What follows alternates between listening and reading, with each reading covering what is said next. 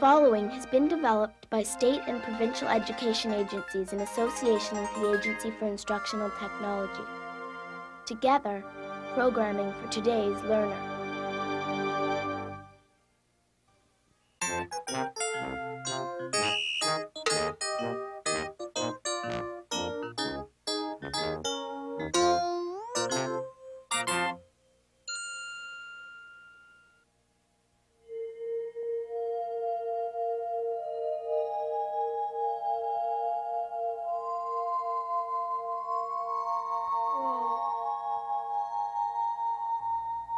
What was it again?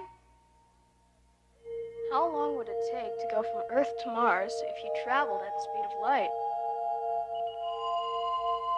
What was that? I think it was 300,000 kilometers per second. Was it million? Awesome. I'm getting a headache. I'm getting a stomach ache. Let's go. We need some smart food. Yeah. Have you ever had a problem like this, where it's so overwhelming your head hurts just thinking about it? About 20 times a day. And when the numbers are so big, you can't even hold them in your head. Oh, when I think of that money I owe my dirt bike. Well, one way to handle large numbers is to simplify them. It's true. Simplifying the numbers allows you to see more clearly what the problem is. What computations need to be done without being overwhelmed by the numbers involved. I wonder if they would have the same problem if instead of Earth and Mars, it was the distance between their two houses. Right. If Sam lived 3 kilometers from the store and Tree lived 6 kilometers from the store, how long would it take Mike to ride his bike between their houses if he pedaled at 3 kilometers per hour?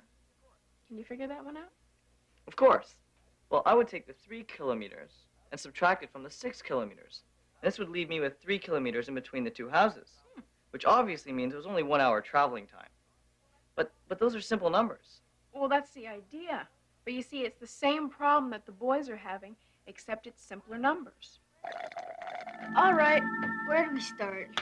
Well, the distance between the sun and the Earth is 150 million kilometers. Yeah, and the distance between the sun and Mars is 228 million kilometers. Wow. Don't say wow. Why not? It makes the numbers seem too big. But they are big. Okay, but if we could pretend they aren't so big, maybe it would be easier. That's it. What's it? Make them smaller. How? Well, think of the distance between the sun and the Earth, but not as 150 million kilometers, just as 150. Then we might be able to figure out what we're doing with them. Okay, so, make 228 million kilometers, 228 kilometers. Then what? Well, just add 150 and 228. No, you don't add. You subtract. Huh? Look, see the count? Now say this is the sun. This is the Earth. Count that? And this is Mars. Now it's 150 kilometers from this to this, and 228 from this to this. So what is it between these two? Well, we already know the whole distance, and we're trying to find out the distance between these two. So you would subtract some 228 minus 150. 78 kilometers. Right, but the question was in millions. So the distance between the Earth and Mars is 78 million kilometers. Wow.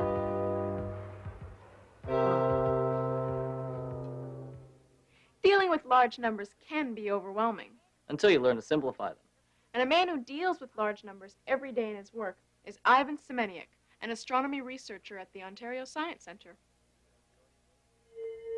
There are billions and billions of galaxies, each containing billions of stars, and the distance between those stars would take light many times a human lifetime to get from one point to the other. As an astronomy researcher, I find myself dealing with large numbers every day. Astronomy is so full of large numbers simply because space is so vast. Imagine we could bring the sun, the Earth, and all the planets into this room.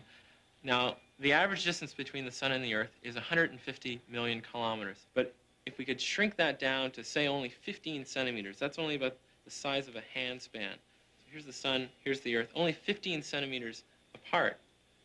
And here's a question I like to ask. We bring all the rest of the solar system in so it matches the size.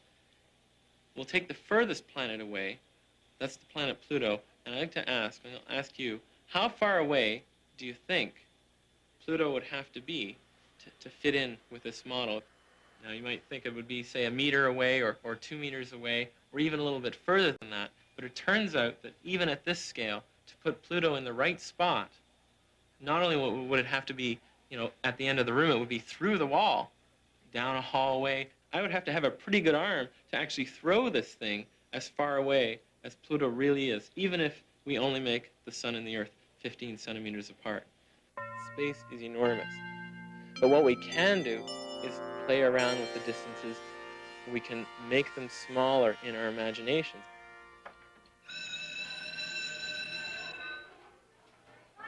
Why bowling? Why couldn't it be basketball or something that I'm good at? I hate bowling. Because that's what was voted on. Okay, let's get this thing done. Every kid in the class is supposed to bowl against every other kid. So, how many games will we play? About 20 games. How'd you get that? Well, it was 20 kids in the class. Yeah, so? It's probably 20 games.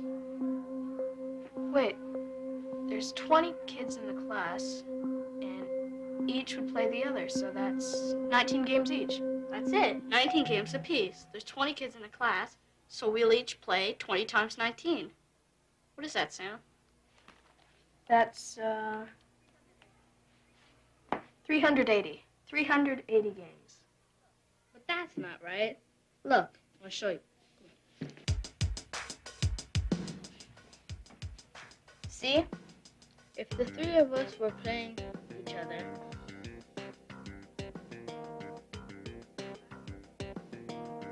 I would play Sam and Mike. Sam would play Mike and me, but we've already counted that one. And then Mike would play me, which we've already counted, and Sam, which we've already counted.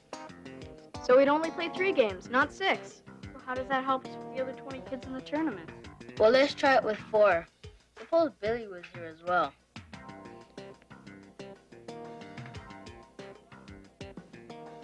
So I play Sam and Mike and Billy. That's 3. Then Sam plays Mike and Billy. But not me, because we already counted that one. So that's 2. And then Mike plays Billy, but not Sam or me, because we've already counted those games. That's 1. We don't count Billy, because all his games have already been counted. So we just count the number of games. 3 plus 2 plus 1 plus 0. 6 games. Hey, I think we've got something here. So for 3 players, it would be 2 plus 1 plus 0. And for 4 players, it would be 3 plus 2 plus 1 plus 0. Yeah, if we had 5 players, it would be 4 plus 3 plus 2 plus 1 plus 0. It's a system, a pattern. With 20, like we have, it's 19 plus 8. So far, we've seen a couple of strategies on how to make a problem simpler. One is to make larger numbers smaller and so more manageable. And the second is to form a simple model and then apply it to a more complex problem. Another strategy is to break down a problem into steps. Look at this. I don't believe it. Yeah, believe it. My basketball. Who did this? Hey, look at this. What is it? A clue for you nerds. I live on Lee Avenue. You figure out the number. I'll meet you on Friday. You figure out the time. Sincerely, Mr. Nice Guy. Sincerely. I'd sincerely like to get that guy. What is this anyway? Some kind of number puzzle. Come again? It's a number puzzle. Well, let's get going. Where do we start? Just guess. Put 20 in the box. Okay.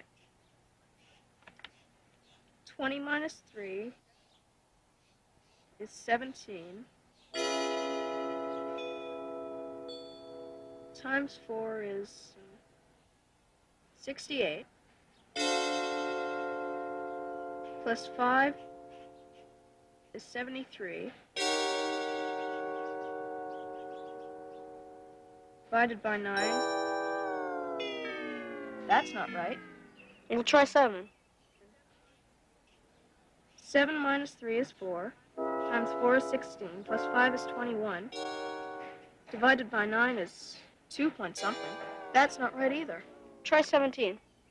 No, that's no good. You can't just try anything. We'd be here forever. Well, what do you think then? I don't know. There must be a way to do this. Okay, let's take this one step at a time. What do we know? That the final number's 5. So, we have to work backwards. What's the first step? What divided by 9 equals 5? That's it. What divided by 9 equals 5? 45.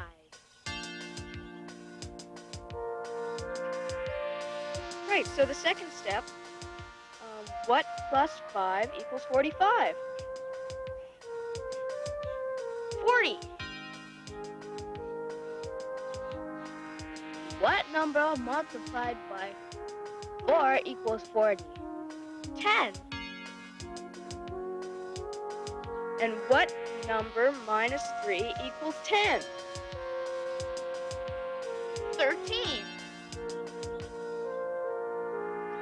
It's that jerk Bernie Taper. He lives on 13th Lee. So we meet him there on Friday. All right. Hey, wait, what time? Oh, yeah. Sure, let me see that.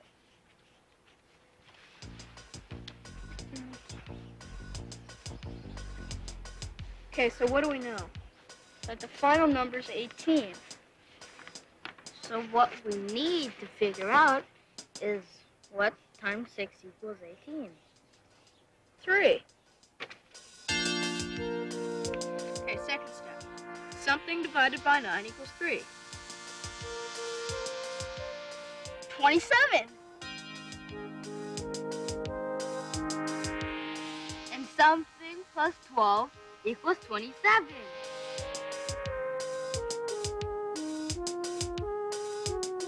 15. Hey, we're getting good. And something times 5 equals 15. 3. And something minus 2 equals 3. 5! We meet Bernie at 5. Wait a minute. Maybe we should do something special for him. Maybe as a sort of thank you.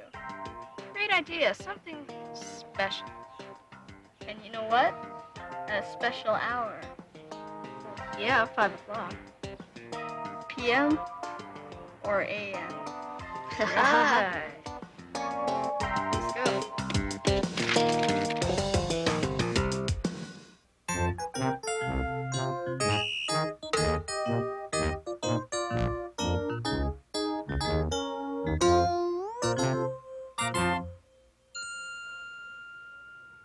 Solve It was supported in part by the National Science Foundation. This program was produced for AIT by the Filmworks.